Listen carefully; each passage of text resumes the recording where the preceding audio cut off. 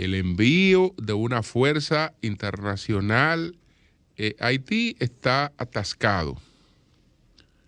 ¿Por qué razón? Porque tanto China como Rusia pues obstaculizan el aval que quiere o que quieren Estados Unidos y Canadá para enviar una fuerza conjunta a Haití. La posición de China y de Rusia, comprensible, porque esta es una oportunidad que nada tiene que ver con Haití. Es una oportunidad que nada tiene que ver con Haití.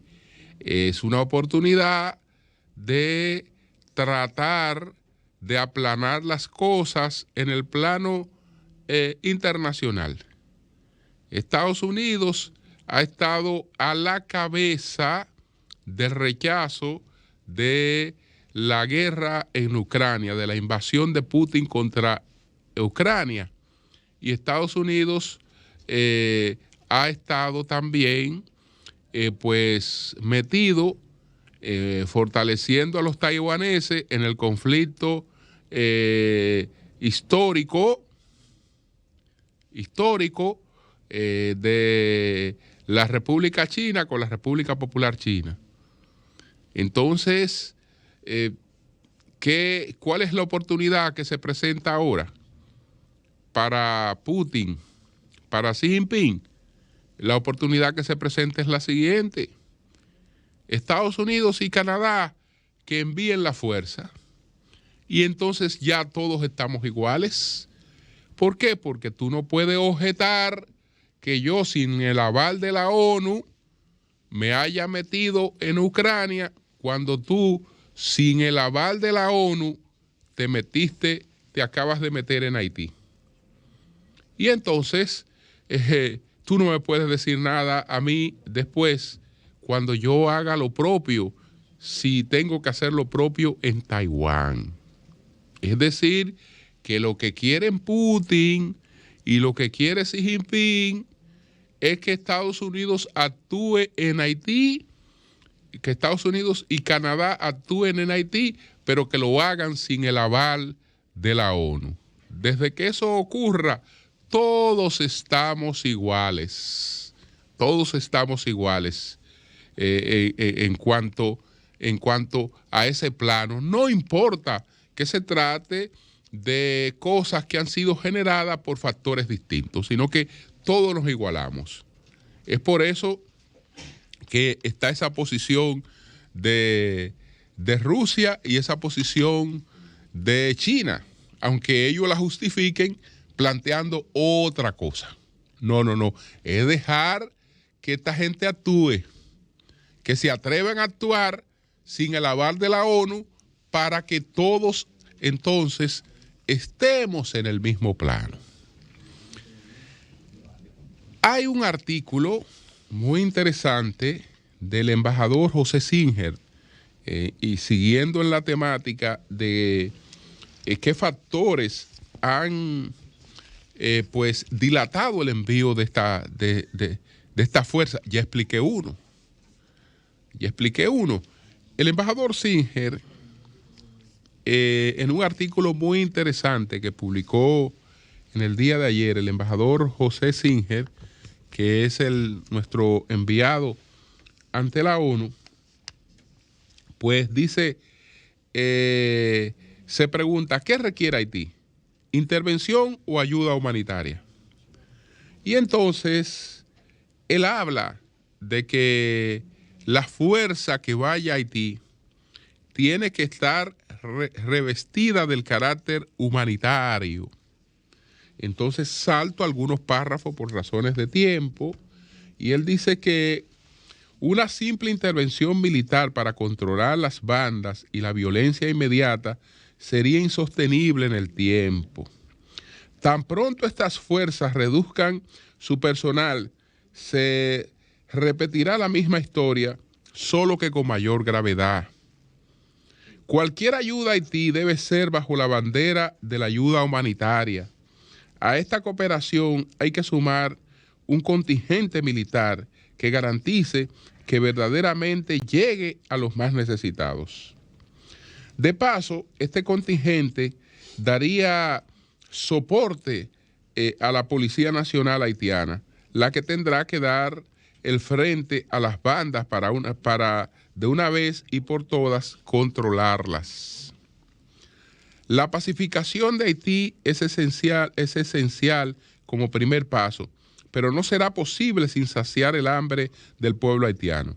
Una vez la alimentación esté garantizada y enfrentada a la violencia, este mismo pueblo apoyará a la policía en la dura tarea de sacar a las bandas de los barrios. El terror de la comunidad internacional ha sido solo hablar, el error. El error de la comunidad internacional ha sido solo hablar de Haití en relación al problema de las bandas. Y ahí yace la suspicacia de los haitianos. Soy de opinión de que hay que cambiar el discurso y presentarlo bajo una nueva bandera, ayuda humanitaria acompañada de soporte militar a la Policía Nacional. La ONU es una institución con muchas precariedades económicas y es esa otra cara del problema de algunos países del Consejo de Seguridad. ¿De dónde saldrán los fondos para una misión humanitaria franqueada por un contingente militar cuando la ONU afronta un déficit cada año? Entonces, él plantea otros aspectos, pero básicamente esto de que hay que bajar, digamos, la lectura de que se acude a enfrentar las bandas y también revestir el asunto de un carácter humanitario. Con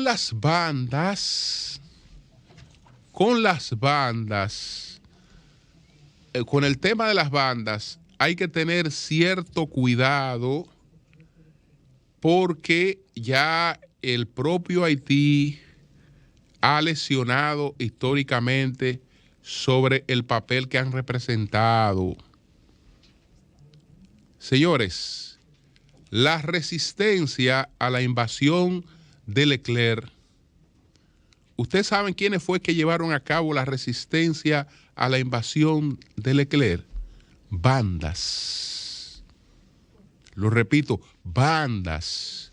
Y como eso suena una cosa que puede parecer que una gente la está diciendo porque hoy no tenía otra cosa que decir y dijo eso, pues aquí está, desde Salines a Duvalier, raza, color y la independencia de Haití, de David Nichols. Y veamos si no fueron bandas las que prestaron la resistencia a Haití.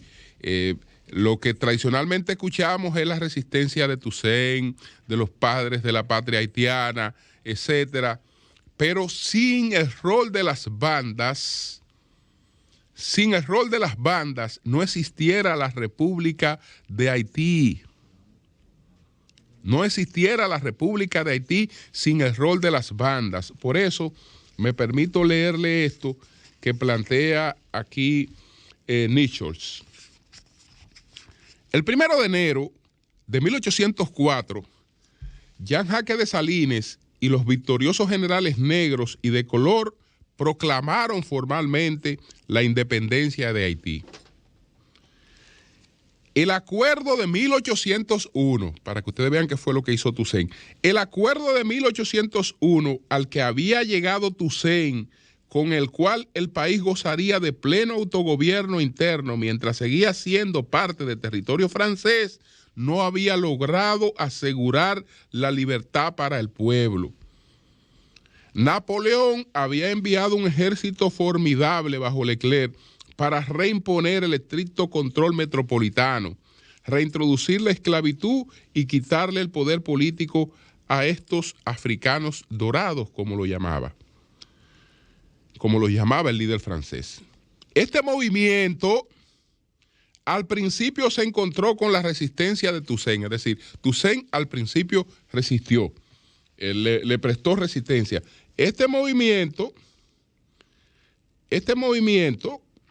vamos a ver, este movimiento al principio se encontró con la resistencia de Toussaint y sus generales, pero uno a uno fueron cediendo ante las fuerzas superiores. Toussaint fue deportado y los generales restantes fueron obligados a colaborar con el ejército invasor de Leclerc. Durante un tiempo, que es aquí lo que yo había afirmado, durante un tiempo, la resistencia abierta a las fuerzas francesas provino solo de bandas irregulares. Dessalines, sin embargo, aunque luchaba contra esos irregulares, probablemente también les brindaba asistencia secreta. A mediados de octubre de 1802, Pétion se rebeló contra los franceses y fue seguido inmediatamente por Christophe y otros. Y la última etapa de la lucha por la independencia había comenzado.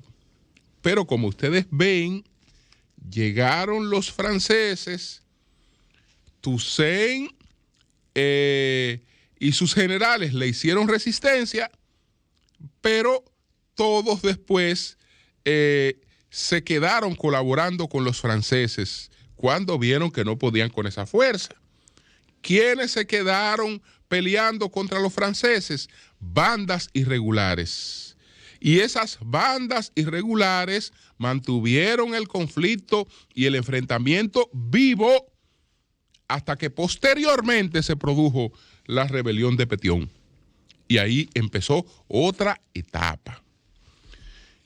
¿Qué quiero significar con esto? Que una presencia de tropas internacionales que es necesaria tiene que tener el cuidado de no revestir de un carácter patriótico la resistencia de las bandas, porque eso puede complicar el problema. Entonces ese es otro factor que hay que tomarlo en cuenta, porque esas bandas han sido parte de la tradición de Haití. El propio Duvalier, que encontró Haití, pero como tradicionalmente el ejército viene vinculado a la parte níger de la historia, entonces, ¿qué pasa? Que no le era totalmente confiable. Y entonces creó un aparato paralelo, el de los llamados Totomacú. Entonces, ese ha sido ese país, y esos factores hay que tomarlos en cuenta. En lo que atañe a nosotros, la posición nuestra de insistir con la comunidad internacional ha sido correcta. El canciller se está quejando de la dilación, que se ha dilatado mucho el tema en la ONU, pero ya hemos visto varios factores que atan las cosas. Es decir, China y Rusia no van a autorizar eso. La ONU no tiene recursos. Deben hacerlo Canadá y Estados Unidos, pero ahí lo están acechando para entonces decir, ¿y qué hacen ustedes objetando entonces que otros hayan enviado tropas a otros territorios? Porque ustedes lo han hecho sin autorización de la ONU. Ya ustedes no me pueden seguir hablando por lo menos de ese argumento. Entonces, en esa parte. Ayer, esto es breve, pues una comisión que visitó la República Dominicana, de la que forma parte la subsecretaria de Seguridad Civil de los Estados Unidos, Usra Reya. Probablemente estas cosas están asociadas con con este tema. Entonces, también estuvo aquí un senador demócrata, o está aquí, Tim Kaine, y el congresista Adriano Espaillat. Ellos, sobre todo Tim Kaine, habla de un vacío que yo no sé por qué el gobierno dominicano no ha insistido en eso. Más de 2 años con una embajada vacante,